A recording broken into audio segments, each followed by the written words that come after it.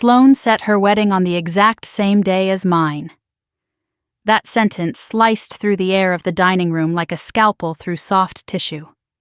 My parents laughed first, a sharp, approving sound that validated her cruelty as cleverness. The candlelight flickered, catching the expensive gold highlights in Sloane's hair, the golden child, always basking in a light she never truly earned. I kept my hands perfectly still, tracing the rim of my crystal water glass, feeling the chill of the ice seep into my marrow. "You're fine with that, right, Blair?" she asked, her voice a poisonous silk, eyes gleaming with a challenge. I nodded once, my expression a mask of practiced indifference. "Of course." They mistook my silence for surrender. What they didn't see was the digital guest list already finalized in my mind, a strategic map of their impending social bankruptcy. 2 months later, this very table would be silent for a very different reason. The first time I realized that silence was my only sanctuary was at age 8.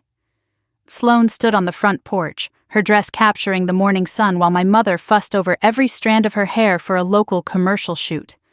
"Smile wider, honey," Mom whispered, her eyes glowing with a warmth I had never once felt directed at me.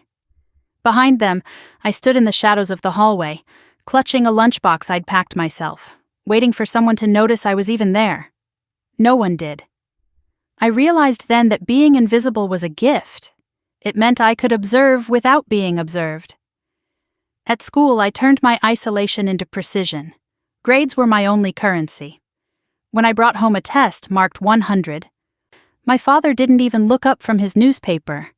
"Don't make your sister feel inferior," he said, his voice flat and dead. I folded that paper into a tiny, sharp square and hid it in the back of my desk. That became my ritual, folding away my worth until the day I could finally unfold it and let the weight of it crush them. They say a home is a sanctuary, but for me, it was a training ground for absolute invisibility. While other children learned to seek attention, I learned to avoid it like a predator's gaze.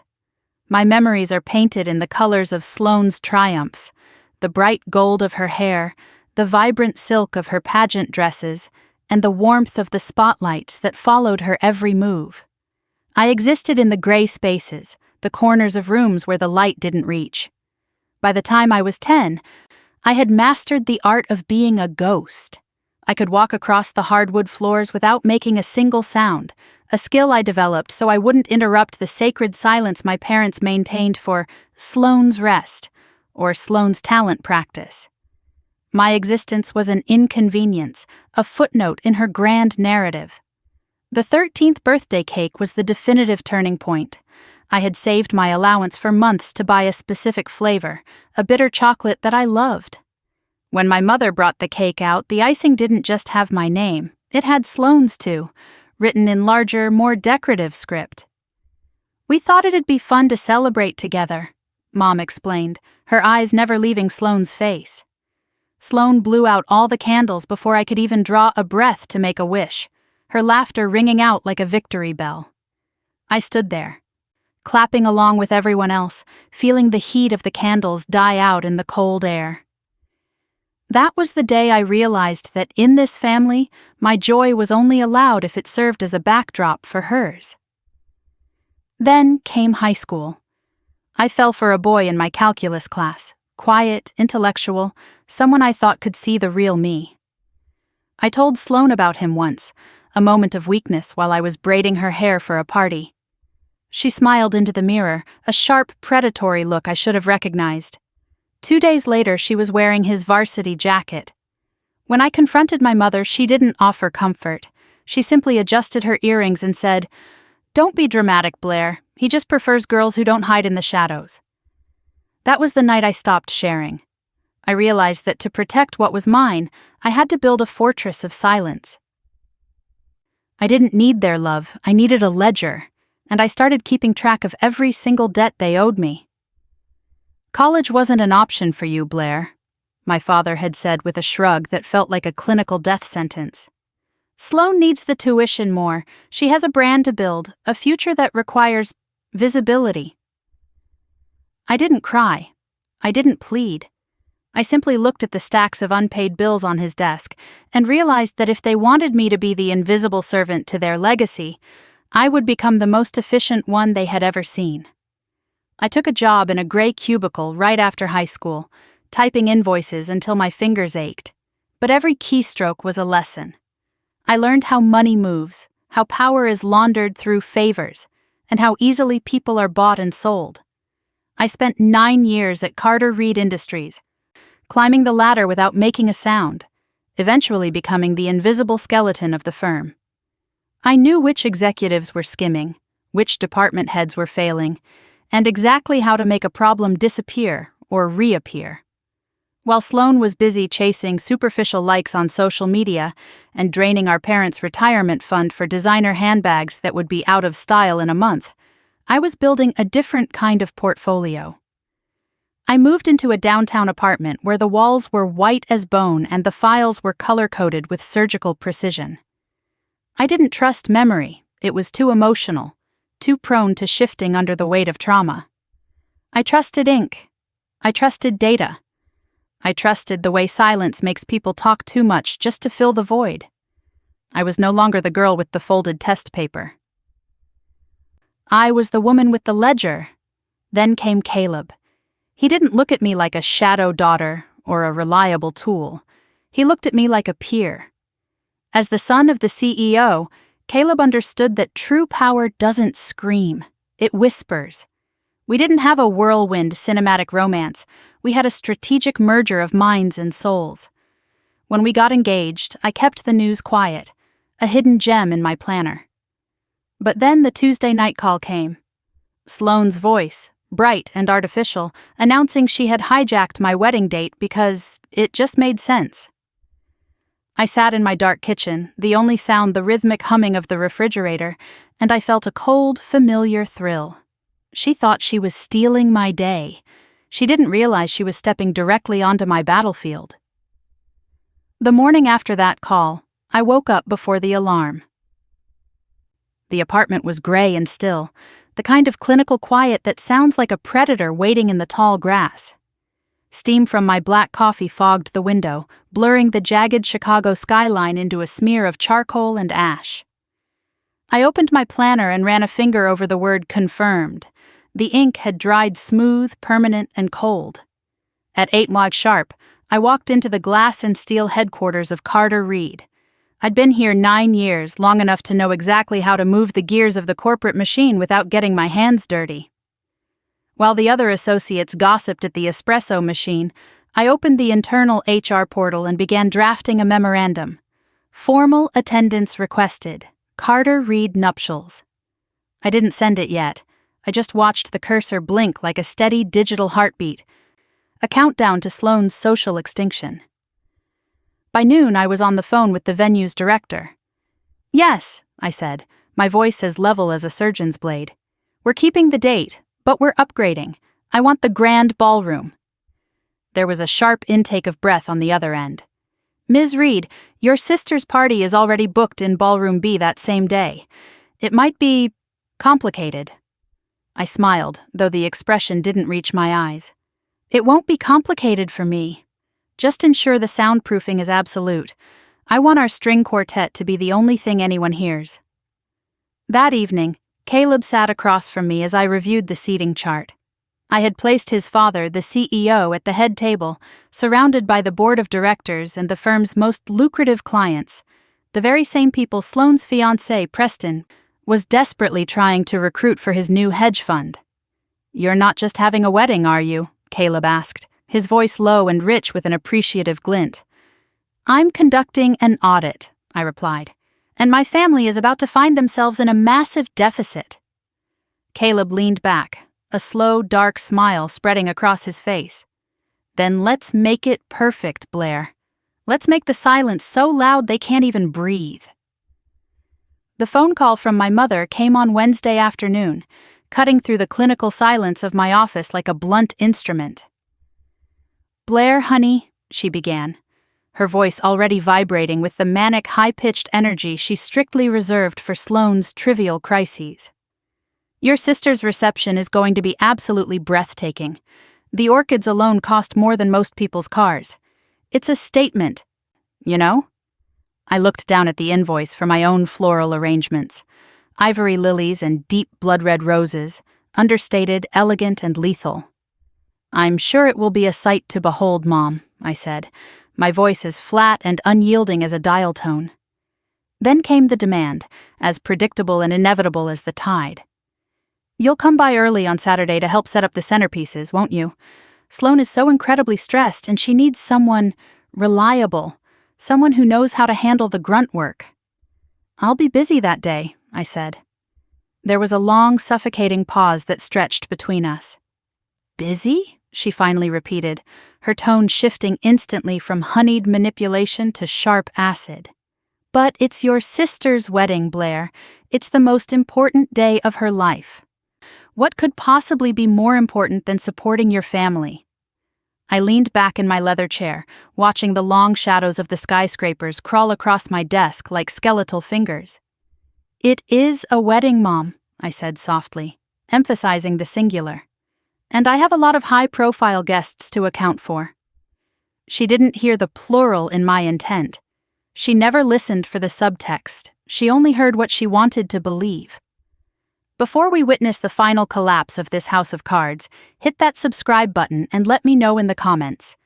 Have you ever been pushed aside by family only to come back stronger? Let's keep going. Suddenly, Sloane's voice crackled on the line. She must have been hovering over the speakerphone. "Let her be, Mom. She's probably just jealous that my venue is bigger and my guest list is filled with the city's elite. It's hard being the permanent second choice, isn't it, Blair?" I didn't get angry. Anger is a luxury for the weak. It's a leak in a pressurized system. "I'm not jealous, Sloane," I replied, a small, cold smile touching my lips. "I just want you to have the wedding you deserve. I want every single person who is supposed to be there to see exactly who you are."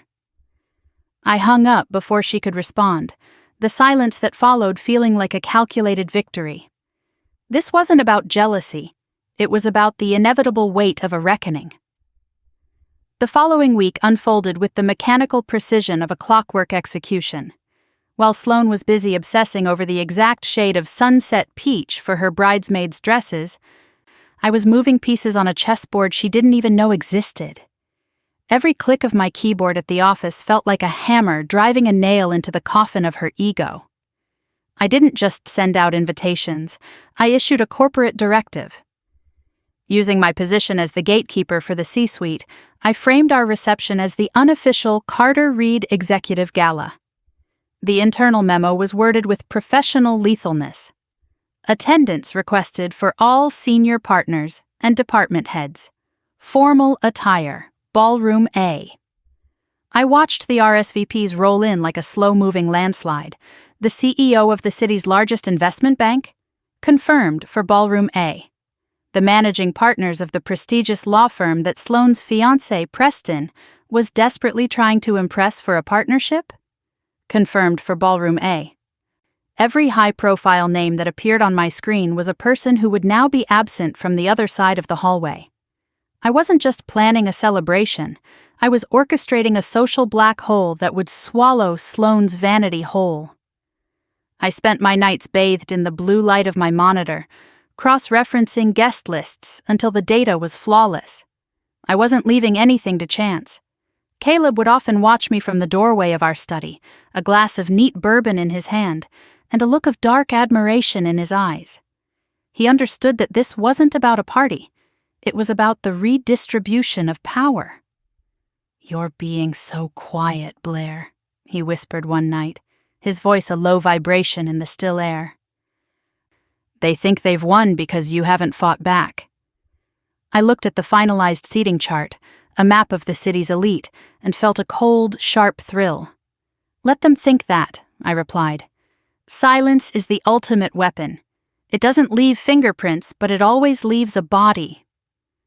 The week leading up to the double wedding felt like two different universes colliding in the same hallway.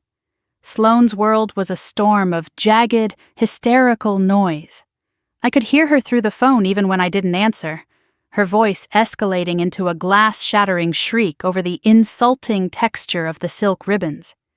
She was a hurricane of superficial panic, fueled by a terrifying, unspoken realization that her perfect day was starting to feel hollow. Her fiancé, Preston, looked like a man standing on a trap door. He spent his afternoons pacing the hotel lobby, frantically checking his phone, his face graying every time a high-level executive sent a polite, regretfully cannot attend to his reception. He had no idea those same executives had already marked confirmed for the gala in Ballroom A. In my apartment, the air was different. It was heavy, still, and tasted like ozone, the silence that precedes a lethal lightning strike.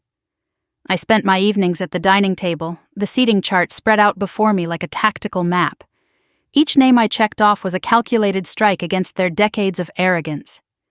Caleb sat across from me, his presence a grounding force of dark, quiet power. "The managers at the venue are baffled," he noted, sliding a glass of iced water toward me. "They don't understand why our room is so understated while hers is dripping in gold leaf and gaudy floral arches." I didn't look up from my ledger. Let them be confused. Excess is the refuge of those who are afraid of being forgotten. I want our guests to hear the silence. I want them to feel the absolute weight of what is about to happen. We visited the venue one last time 48 hours before the ceremony. The grand ballroom was a vast, luminous cavern of crystal and white marble, echoing with the promise of a reckoning. I ran my hand along the heavy ivory drapes, the fabric thick and cold against my fingertips. Across the hall, in Ballroom B, workers were frantically hanging glittery banners and cheap, flashy ornaments that screamed for attention. It looked desperate. It looked loud. I turned away, a ghost of a smile touching my lips. They thought they were competing for a spotlight. They didn't realize that in 48 hours, they would be pleading for the very invisibility they had spent a lifetime forcing upon me. The air that morning felt heavier than usual, almost metallic, the kind of quiet that precedes a catastrophic storm. It was calm, but dangerously charged. I arrived at the hotel early, the hem of my understated ivory silk dress brushing against the cold marble floor of the lobby. Staff hurried past with massive, over-the-top bouquets of gaudy peach roses destined for Ballroom B, while my deep red lilies were already staged with surgical precision in Ballroom A. 2 signs stood at the entrance like sentinels of fate. Ballroom A, the Reed Carter wedding. Ballroom B, Sloane and Preston. Same day, same building, 2 entirely different versions of the truth. Our ceremony began at noon. As the string quartet played a haunting, measured piece, the guests began to file in. I watched through a cracked door as the room filled with the heavy hitters of the city's business elite. Mr. Carter sat in the front row, his mere presence commanding a silence that was both respectful and absolute. Behind him were the very clients Preston had spent months courting, the investors who were supposed to be the stars of Sloane's guest list. They weren't in Ballroom B. They were here, following the corporate directive I had quietly buried in their calendars weeks ago. The shift in the atmosphere was palpable. In the hallway, a florist whispered to a passing waiter about the ghost town in the other hall. "Half the guests canceled at the last minute," she hissed, her eyes wide. "Something about a mandatory company event." By the time I walked down the aisle toward Caleb, the applause was soft but dense with power. Through the tall, soundproofed windows, I caught a glimpse of Sloane in the courtyard below. Her sunset peach gown looked like a bruise against the gray stone. She was clutching her phone, her expression fracturing as she looked at the rows of empty chairs. Preston stood beside her, his face a mask of sweating desperation as he realized his future partners weren't coming. The tide hadn't just turned, it had retreated, leaving them stranded. The heavy double doors of Ballroom A swung open with a desperate, uncoordinated force that rattled the brass handles. It was them.